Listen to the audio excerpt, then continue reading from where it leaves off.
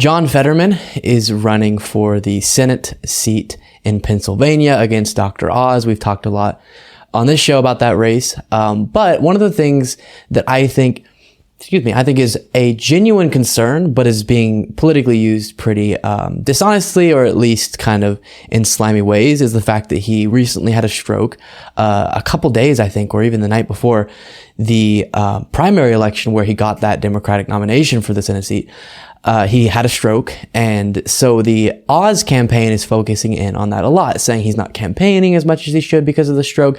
He's not mentally fit, and I've spent some time defending him from that, but I do think it's a fair question to ask. Hey, you had something that could affect your mental capacity to serve, so I want to give him a chance to respond to that concern, and then we'll discuss.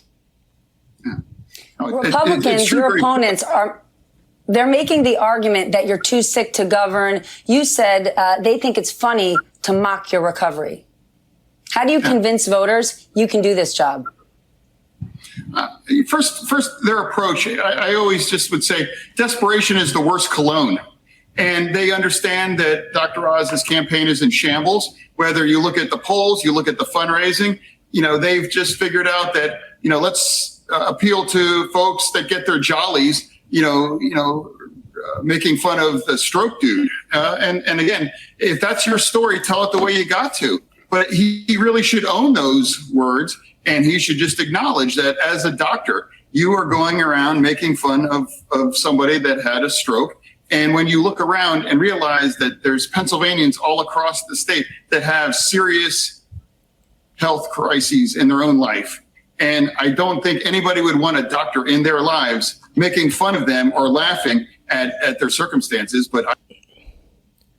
So I thought that was a good response from him, because while it doesn't necessarily answer the question directly, like, are you mentally fit? He more flipped it around to, I think it's a dishonest attack.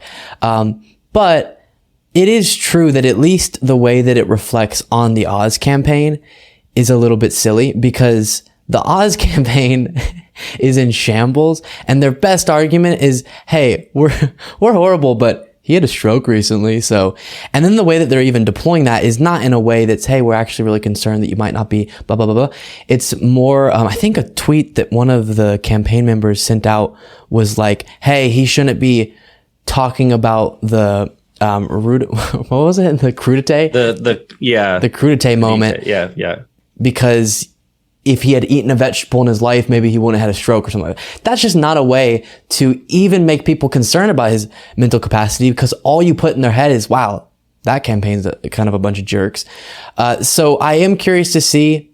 It would be nice if Fetterman would come out and say, here's the information I've gotten from my doctor for why I'm good to go. But I do think in refocusing the conversation around, let's just talk about which campaign is making the correct promises, which campaign is actually presenting a vision for the future that would make Pennsylvania's lives better.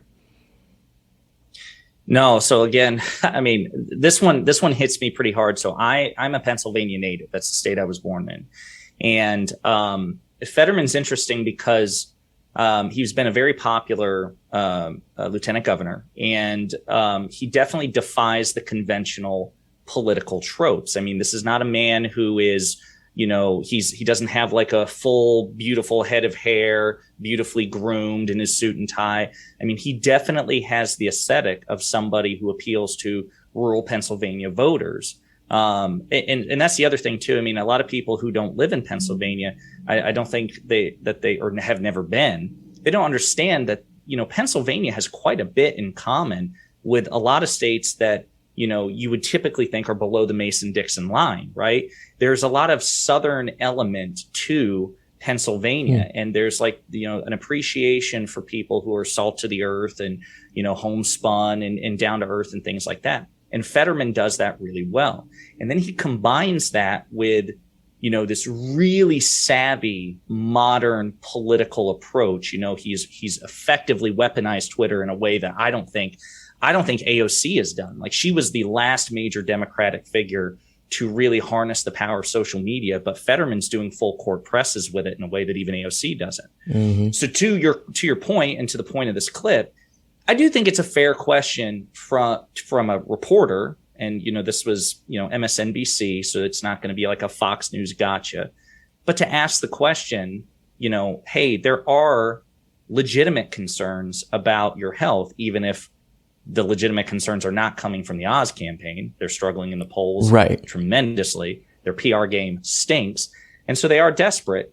I do think it's fair to ask. But to your point, it may not be the best approach for him to even try to litigate that issue. I mean, Matt, you remember when, people would cast aspersions about President Obama, whether or not he was, born in America. And every time he would address it, the goalpost would move. Yes. So imagine a scenario where Fetterman tries to offer proof of his mental fitness. It would be, okay, that's one doctor. We want a second opinion. We want a third opinion. What's your MRI scans? I want to be in the room with you. Right. And I just don't think that that's the right approach. So I think he's doing the right thing. I totally agree with you. Yeah. And then on the topic of Fetterman, he recently got pretty clear and concise and aggressive with Joe Biden. So Joe Biden has been doing a lot of campaigning in Pennsylvania recently. That's where some of those speech moments have come from. And so John Fetterman used that opportunity to pressure him to follow through with his campaign promise about taking, not legalizing, but decriminalizing, thank you, marijuana. And so as I'm reading off screen right now, Pennsylvania Lieutenant Governor John Fetterman, the state's Democratic nominee for the U.S. Senate, added his voice to those calling on President Biden to decriminalize marijuana. Quote, "It's long past time that we finally decriminalize marijuana," Fetterman said in a statement on Monday. "The president needs to use his executive authority to begin descheduling marijuana. I would love to see him do this prior to his visit to Pittsburgh. This is just common sense, and Pennsylvanians overwhelmingly support decriminalizing marijuana." So using the fact that he's coming and saying, hey, before you come here, I would love to see you follow through on that campaign promise and actually decriminalize marijuana. And it's funny, there was a post on Instagram from Joe Biden recently where he says, I forget what he said, but pretty much he said something else is coming. More is on the way, more political successes type vibe. He said something like, this is one campaign promise I've filled and there's more yet to come, or something like that. Yes. Hinting at something else. I agree with you. So the question I have is the marijuana issue, the one that he's referring to. And is that, do you think, I think it is worth doing right before the midterms, kind of how he waited to do the student loan debt relief right before the midterms politically? Yeah, no, 100%. Absolutely. And so, and I'm not sure if we're going to end up talking about this later, but I just want to say, I mean, you hinted at it, or, you mentioned it earlier in the program about how you love the energy coming from President Biden. And I'm with you. This is the Uncle Joe that I've been waiting for, since I cast my ballot. It's, again, a full court press. He's taking advantage of the momentum. He's keeping up the pressure. I don't think he's overdoing it. And when the student debt forgiveness thing was on the table, I know a lot of people, and there were times myself included, didn't think he would follow through with it, or he would be much more conservative. Right. And I remember as his polls continued to decline, his popularity, I thought he's going to have to reconsider that as we get closer to midterms. So to your point, the timing couldn't have been better. It's energized his base. He's seen I think a 6% leap in his aggregate polling. And yeah, I mean, the vast majority of the country, even conservatives, even people who don't want to see, marijuana necessarily legalized, they certainly, the overwhelming majority, want it decriminalized, be a lesser offense, get people who have been busted with pot out of prison. So I think that this would be a great decision. I mean, I don't have a crystal ball. I don't know if this is the thing he's talking about, but boy, I think it would be awesome to keep that momentum up. Absolutely. And credit to John Fetterman for keeping that issue kind of in the public discourse. I do want to say on that, Luke, notice how Fetterman's approach to kind of urging and spurring the president on, for the statement that you read from Fetterman, he's not bashing him. He's not ranting at him. He's urging him, man, wouldn't it be great? Almost like daring him. That's a campaign promise you made. Wouldn't it be great to follow up on that? Definitely. And I love him putting a timestamp on it. Hey, wouldn't it be really cool if before you came and we campaigned together or did any event together, you did this? I like that a lot, because a lot of times it's just this general, hey, you should do this.